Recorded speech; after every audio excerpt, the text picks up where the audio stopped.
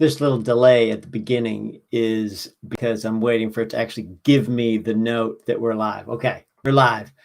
Hey, folks, it's Carrie. It is a summer day here in Vancouver, Canada, and I've had some requests for talking about diet or fueling because I tend to do a lot. I'm fairly active. I have good energy and am relatively healthy for a male of 52 years old. So it's kind of weird for me because I don't subscribe to any particular strong school or super disciplined diet. I am pretty opportunistic when it comes to eating, although I have to say over the last few months, because of the COVID situation, I've been a little bit more regular. Ordinarily, with my life, with my job, I am traveling a lot, keeping really weird hours. And I am opportunistic in the sense that if I'm going through an airport lounge, I'll eat some food there. If I'm on a plane and they feed me, because I've often get upgraded because I travel as much as I do. I don't pay for it, but I get upgraded. I will eat that food. If I'm running a program or doing an event or speaking at a conference or to a group from an incentive program or something like that, they'll often have food and I'll eat that. And I'm not too picky about that, and I don't get too worried about timing and that sort of thing. But over the last 4 months, really, I've been in one place, one city with a more regular routine. So I'll talk a little bit about how that works, and I'll talk a little bit about what I do in races. So I follow a prescribed window of eating philosophy, and I avoid eating most days. I probably do it 6 out of 7 days. I avoid eating until 2 o'clock in the afternoon. And sometimes it's much longer. Like today, I went out and did a run with a workout in the middle with a couple friends on the beach, a gladiator workout. I left at 12:30 and then got back around 4. So I didn't have any calories until after 4 p.m. today. And then I will try and wrap up eating somewhere in the neighborhood, ideally 8 o'clock, but I might go into 9:30 or 10, which gives me a window of from, if you calculate it, from 2 until 10, it's kind of an 8-hour window. If it's 2 to 8, it's a 6-hour window. And the reason I do that, actually, I was listening to the Joe Rogan podcast, and someone who I admire quite a bit, George St Pierre, who's a Montreal fighter, who's well-known Hall of Fame guy, who is a fairly positive role model, got on. He'd had some issues with his stomach on his last fight, which was a fight against Michael Bisping that was in a weight category 15 pounds higher than he normally was. So he changed his diet, he added a little bit to it, and it created stomach issues for him. And one thing that he said to Joe was, I changed one thing in my diet, which was I did this prescribed eating window. And what that does is it kicks you into a state of ketogenesis while you're there, which means you're fat adapted. You're burning fat for energy. So I can go out and expend a lot of energy. I'll take water in usually, but I expend a lot of energy, and I don't bonk as you might do in a long run or a long race, because my body is able to process fat for energy instead of the quick burn stuff, which often happens with sugars and things like that and carbohydrates. Now, a ketogenic diet is a very specific diet without carbs and that sort of thing. And it's just too restrictive for me. I wouldn't have a good time with that. So this is a way of sort of cheating the system and getting into ketosis by just having a narrower eating window. It takes a little bit of discipline and a little bit to get used to. In the morning, or sometimes in the evening as well, I will have a watered down, sugarless tea, so unsweetened tea. And when I'm accessing the US regularly, I get it at Trader Joe's. It's like a green tea with blueberry and pomegranate. It's my favorite one. I've been going to the Asian market here and buying either oolong tea or green tea sweetened with flavored with hawthorn berry. on the green tea, and mixing it with water, about 2/3 water, 1/3 tea. And it's kind of a nice mixture. Sometimes at night I have a seltzer water or something, just again, 0 calories. And I found that works quite well. Now, on days on the weekend where I've got a long effort or a big day, for instance, last weekend I did a big 20-mile loop bushwhacking through. It took 14 hours to get through the woods and up and down the mountains. And I just had the things that I normally would bring along with me. Most of the time I try and keep my foods pretty simple. I don't like a lot of processing stuff, gels. Ugh.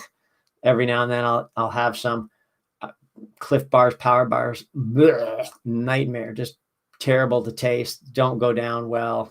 It's fuel. Every now and then I'll use them as from expos and things like that, where they give you them. I won't throw them away. I'll keep them and I'll pull them out every now and then. But my preferred food sources. Last weekend I brought a cucumber. I brought seaweed. I brought bacon. I brought nuts. I brought some chips. I know some of this has processing. I brought a little bit of sugar stuff like chocolate covered raisins or these organic. It's almost like a chocolate peanut butter cup, but it's got almond stuff in it, and a few other things. If I can get grapes or mandarin oranges. Oh, I brought an orange, and I had that. So I'll try and have real food. I'll try and have liquid that has a little bit of the electrolyte in it. A cucumber had electrolyte on its own. I might use Noon or Gatorade or CarboPro or something like that.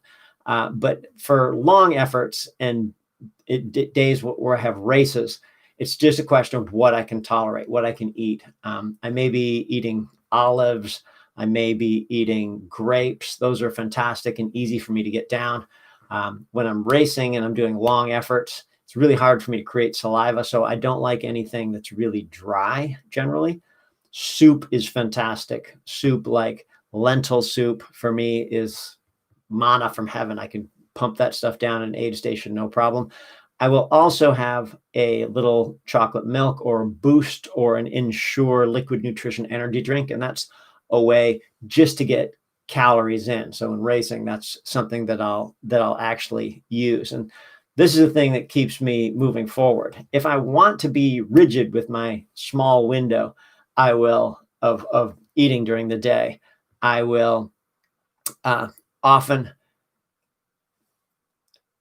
postpone any fueling. Even if I'm active in the morning, I can be active for hours, running, doing things, taking a lot of energy to move around, and I'm not gonna bonk. I might get a little hungry, I might get a little peaked or whatever, but I'll just drink some water.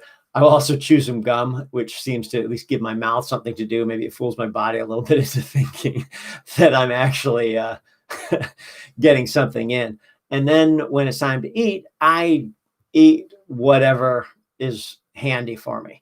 And again, we shop pretty healthy. We buy a lot of vegetables, a lot of fruits. I do eat stuff on occasion that's a little bit different. I like tofu cooked a certain way. I'm good at cooking it.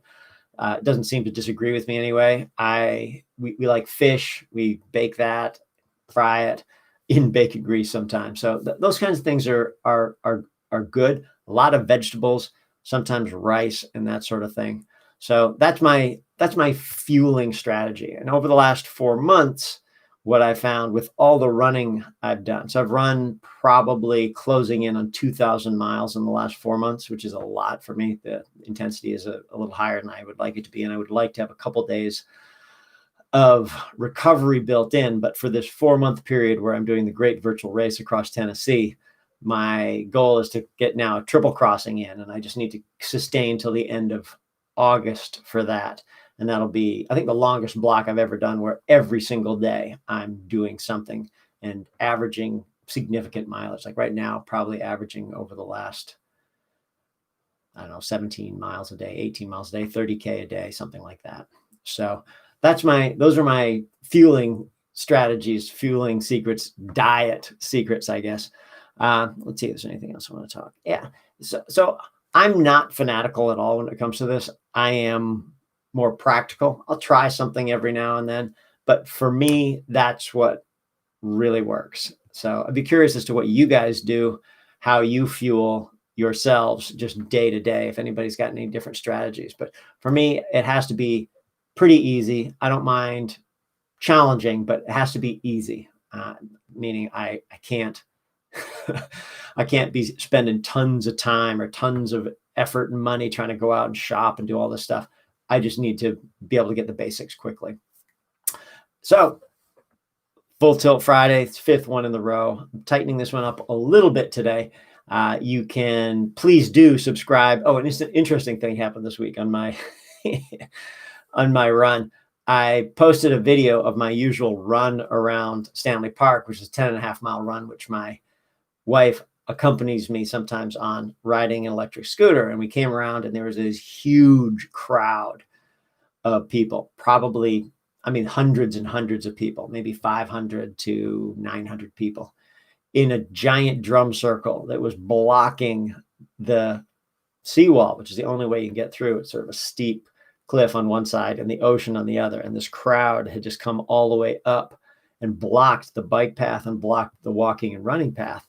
So I kind of went through and posted it on Instagram, and it got picked up by all the local news sources because it's a crowd of more than 50 people, which is not allowed right now in an area with no masks and no social distancing. And so my little video showed up on CTV News, CBC, Vancouver Sun, Post, Georgia, just a ton of Canadians, like the lead story and a bunch of stuff, which was sort of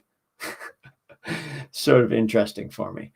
So that was my Instagram account, which you could find at Kerry Ward. You will find it in the description below. Please subscribe if you're curious of what I'm doing. The Strava account, so you'll see my runs and walks and various things that I'm doing, is also down below. And lastly, if you want to support content like this, there's a link to my Patreon page, and that's a way that you could stand out for sure. I've had a few people jump on recently, much appreciated, even at the $1, $2 level, still much appreciated. If you're willing to support, please do. If not, I'm more than happy for you to take in this content, and hopefully, if you have a positive experience with it, send me a note, put a comment in, at least a thumbs up. So peace, Kerry out. Hope you have a fantastic weekend.